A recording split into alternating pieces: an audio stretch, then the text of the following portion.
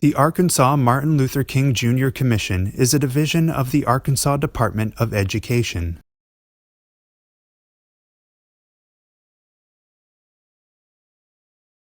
What happened on the morning of September 15, 1963 at the 16th Street Baptist Church in Birmingham, Alabama, shocked the nation. A local chapter of the Ku Klux Klan placed bombs at the 16th Street Baptist Church and set them off as Sunday services prepared to commence on the morning of September 15, 1963. 4 little girls who were getting ready for Sunday school were killed in the explosion. The clock stopped at 10:22 a.m., the time of the explosion. Earlier that year, the church had become a staging ground for a campaign to desegregate the city led by the Reverend Martin Luther King Jr. and a local minister, Fred Shuttlesworth. Its purpose is national, not regional. This Civil Rights Act is a challenge to all of us to go to work in our communities and our states, in our homes and in our hearts, to eliminate the last vestiges of injustice. The following summer, the United States Congress passed the Civil Rights Act of 1964, which was signed by President Lyndon B. Johnson. The bombing is marked in history as a crucial moment in the civil rights movement. There was a 5th girl, Sarah Collins Rudolph, a living witness to history. She survived the blast.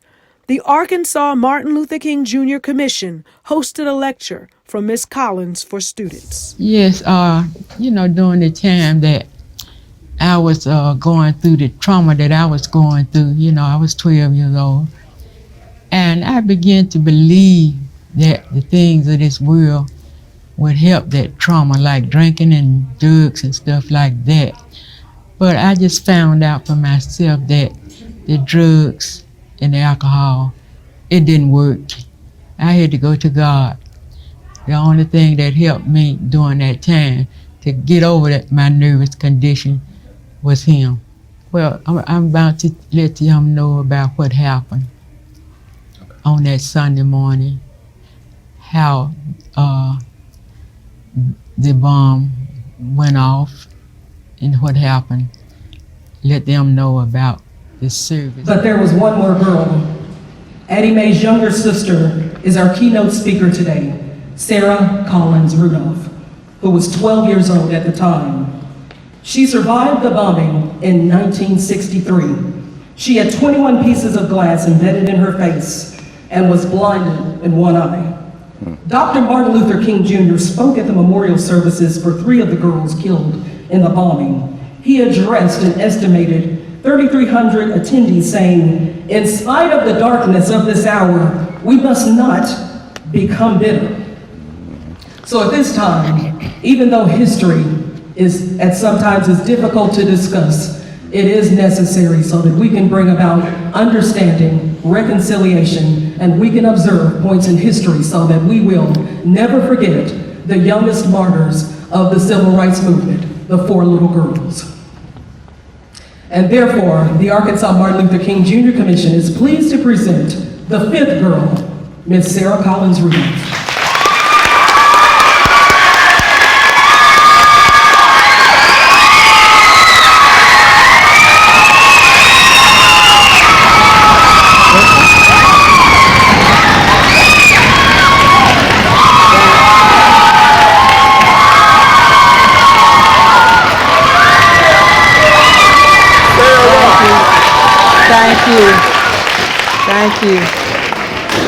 Thank you so much. God bless you all. If it had not been for the Lord on my side, I wouldn't be here today. Amen. I thank you so much for that beautiful introduction. Thank you so much for inviting me here. I would like to read some of the Jim Crow laws back there during the 1880s to the 60s. It shall be unlawful for a Negro and white person to play together or in company with each other in any games or cards or dice dominoes, or checkers. Nurses. No person or corporation should require any white female nurse in wards or rooms in hospital, either public or private, in which Negro men are placed. Buses. All passenger stations in the state operated by any motor transportation company shall have separate waiting rooms. Transportation companies shall have separate waiting room or space and separate ticket windows for white and colored people. You know, during that time, we couldn't really be served where white people was served. We had to have a separate compartments and separate doors to enter. We couldn't even enter in the same doors. And also, in our theaters at that time, blacks weren't allowed to sit downstairs with the whites. We had to sit in the balcony. And also in the city of Birmingham, they had white water fountains and colored water fountain. And if they catch you drinking out the white fountain, they would arrest you. So it was, I remember how my mother, when she went shopping for our shoes, she had to put our feet on a piece of paper and measure our feet because they would not allow blacks to try on their shoes in the department stores. And also, they wouldn't allow blacks to try on the clothes. We can buy the clothes, but we could not try the clothes on. So they had, city of Birmingham was a very dangerous place to live at that time. We had this man, mayor by the name of Bull Connor. He was also over the police, and he would order the police to put the German Shepherd dogs on the marches. And also they had these water hoses, and they would put the high power water on marches, and you would see the pressure from the water. It just blew the young people down the road, and they would be injured. And most of the Ku Klux Klans was policemen because he ordered them to do these things, and they was glad to do it. And this man by the name of Thomas Blanton, he was on the force. He was one of the main Ku Klux Klan that was involved in the bombing of the 16th Street Church. He would ask the people, the mayor, could he go along with them because he would help them beat up the black. And he did their cars, and he was just like a errand boy to the mayor. And during this time when we was going to the 16th Street Baptist Church, this was one of the main places in which Martin Luther King would have his mass meetings. He would, I remember on Easter Sunday how we was going to look at a movie at the church in the basement. We was going to look at the Ten Commandments movement. And Martin Luther King, he stood up the step because the church had some long steps, and he was upstairs with his bullhorn telling the people to come on in to the mass meeting. And I got a chance to just take a glimpse at him, you know, but I have never seen him just really in person. But on that Sunday morning, it was going to be a youth day service. And my mother, she got us up early that Sunday morning to go because we was going to be in the youth day service. The young people was going to take over the duties that the adults usually do, like pray sing in the choir, do the scriptures, and do the usher. So we were so excited. It was my sister Janie and Eddie and I, and we walked to church that morning. We were so happy because we was gonna play a part in it. And we walked, and my sister Janie had this little purse in her hand, and we were just throwing it and catching it and laughing all the way to church. And when we arrived, we went down to the basement. Our class, Ed and my class, was in the basement. My sister's class was upstairs.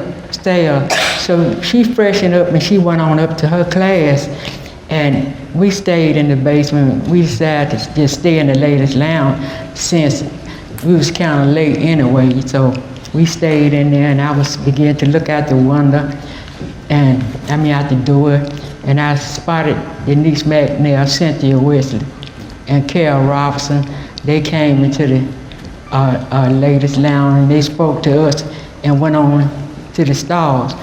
And when they came out, I remember Denise, she came out first, and she walked over to my sister Addie, and she turned around and said, "Addie, tie my sash." And she reached her hand out to tie the sash, and I heard this noise, boom! And we didn't even get a chance to see her tied because I was blinded from the debris, and all of a sudden, when it just went off, all I could say was, "Jesus." And I heard someone say, "Somebody bombed the 16th Street Church."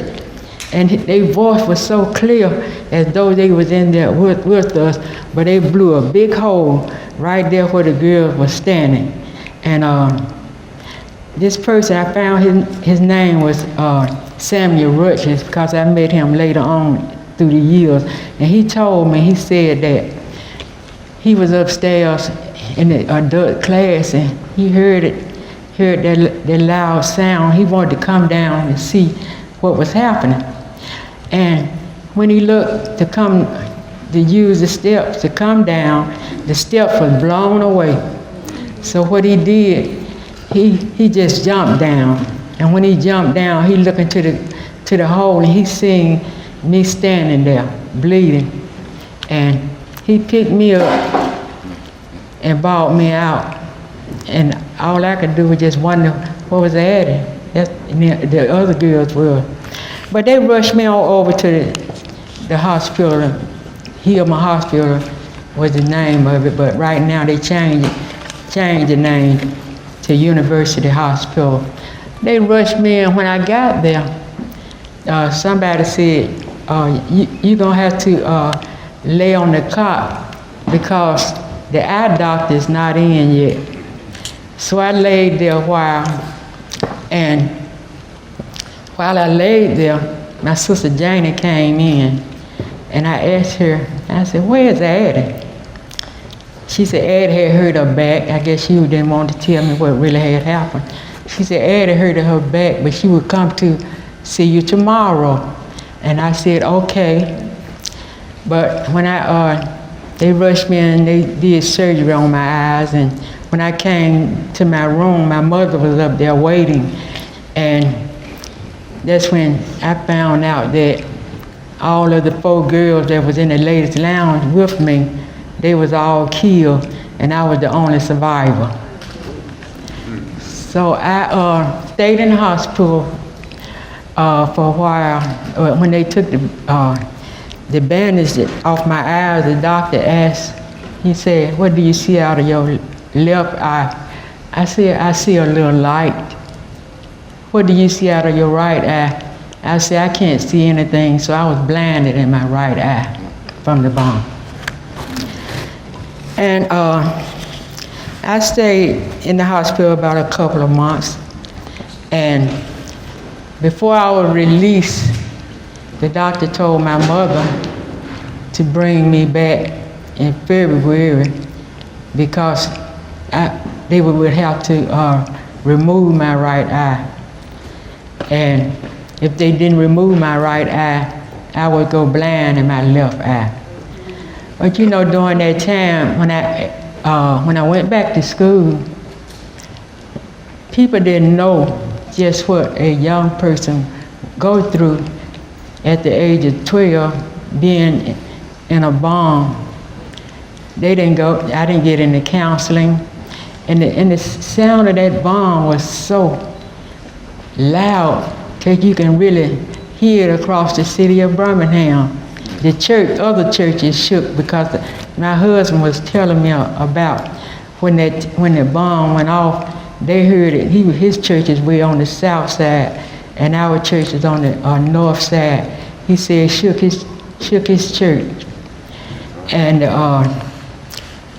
the cars that were sitting outside of our church, it was just tore up.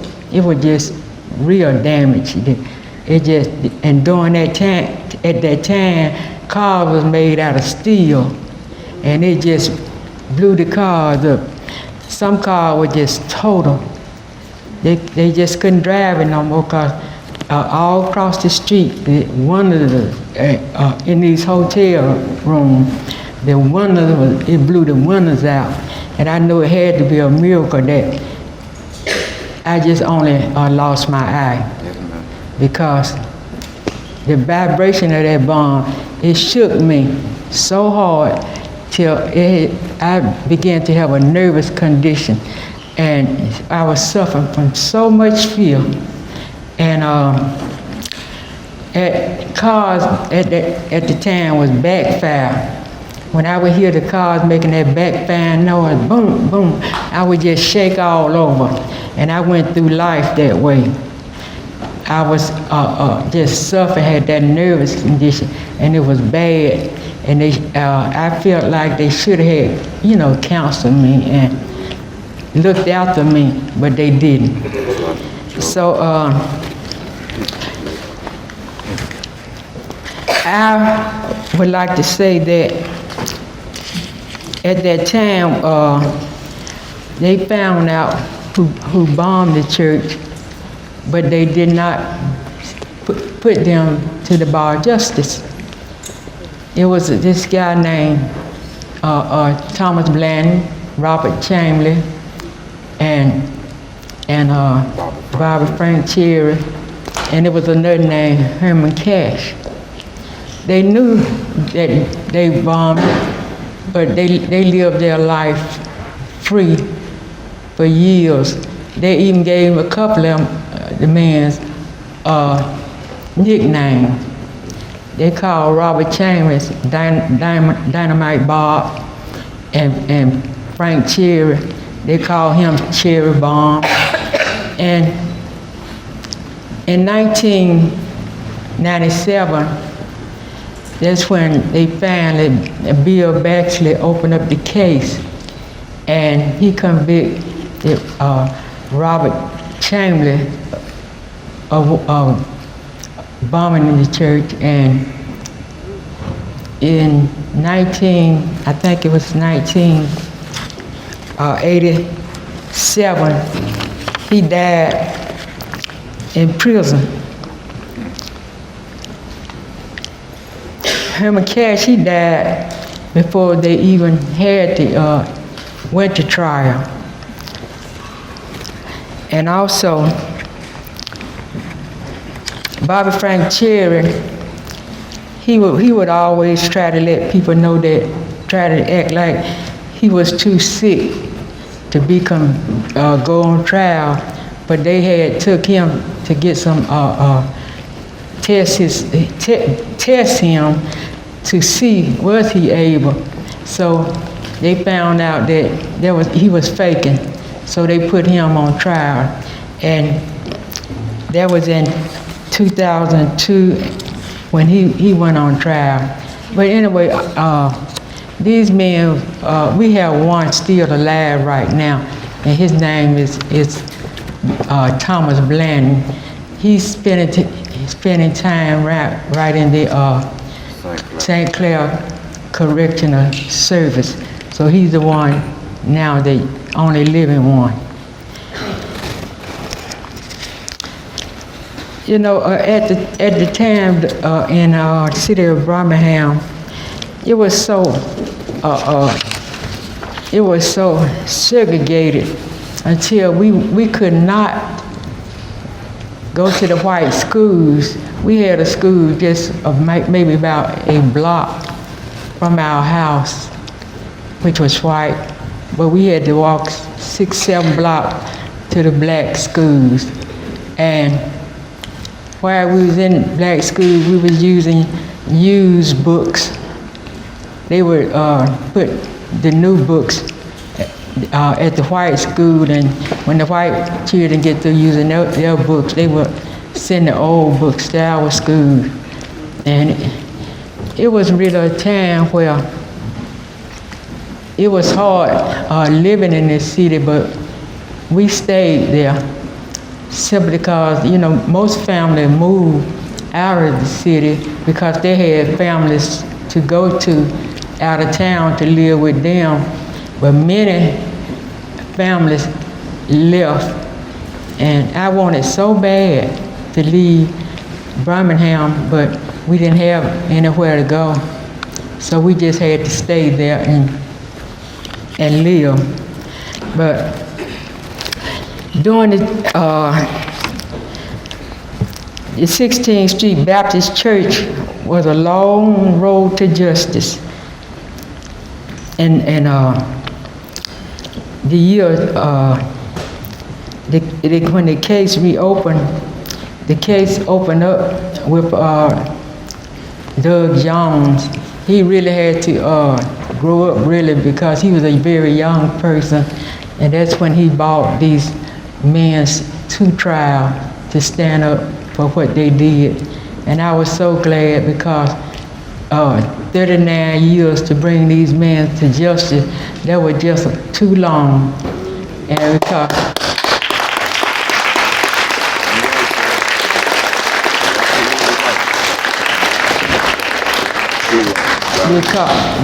the girls that were killed, they couldn't live their life. They were just struck down in their youth.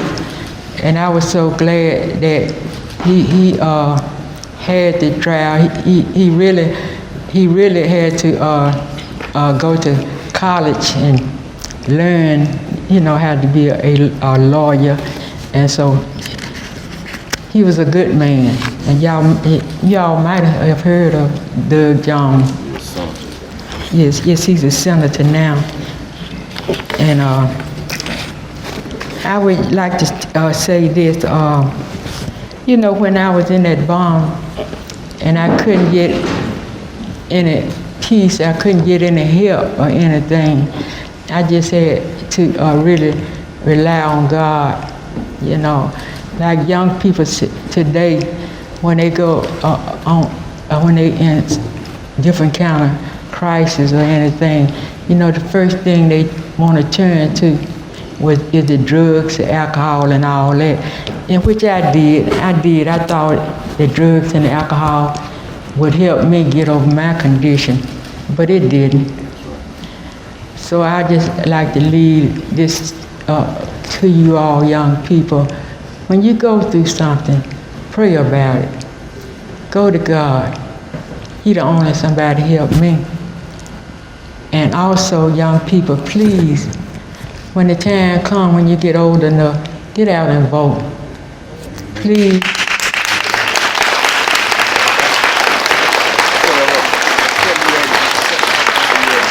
Okay.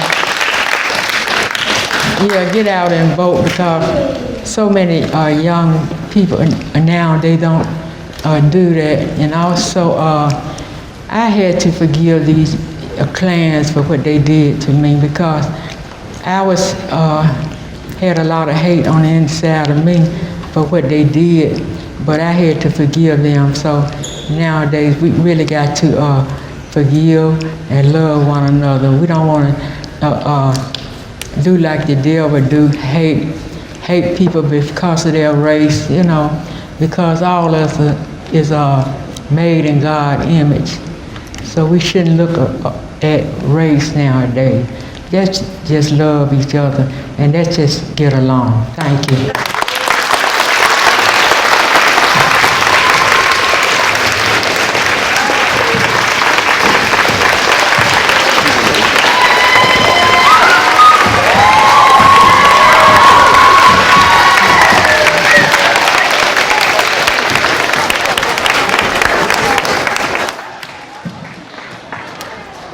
Thank you so much, Ms. Rudolph. We're so honored to have you here in Arkansas, Thank you. visiting with us at Thank Booker you. Arts Thank Magnet you. Elementary School. We thank you so much for your story, a story of survival, story. You're definitely a miracle, and you have a story to tell. Thank you. Thank you. Thank you. Thank you. What you want? Some water.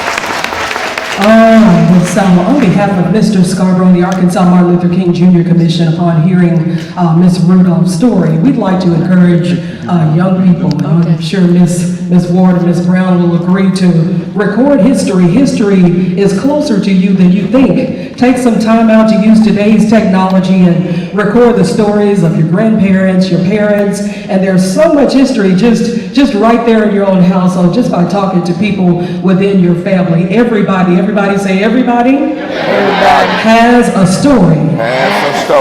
All right, so take opportunity, take the time out while they're here, while people are here, to record and document and talk to them about what things were like. And we're even standing in a historic building. At one time, this was an all-black junior high school.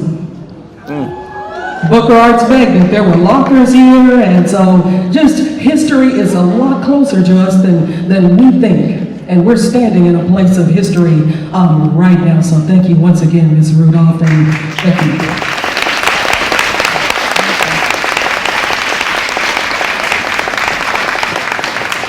On behalf of Mr. Scarbrough and the Arkansas Martin Luther King Jr. Commission, which is a division of the Arkansas Department of Education, we'd like to present Ms. Rudolph with this award of appreciation.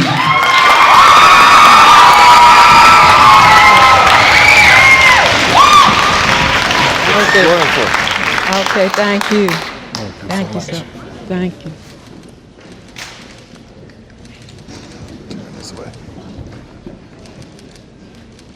We go that way.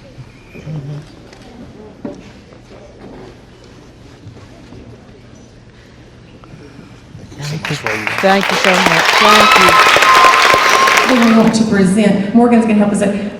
Ms. Collins, would you come up?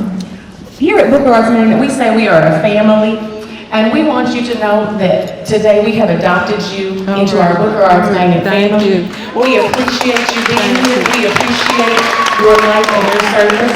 And so Morgan has a little special gift for you.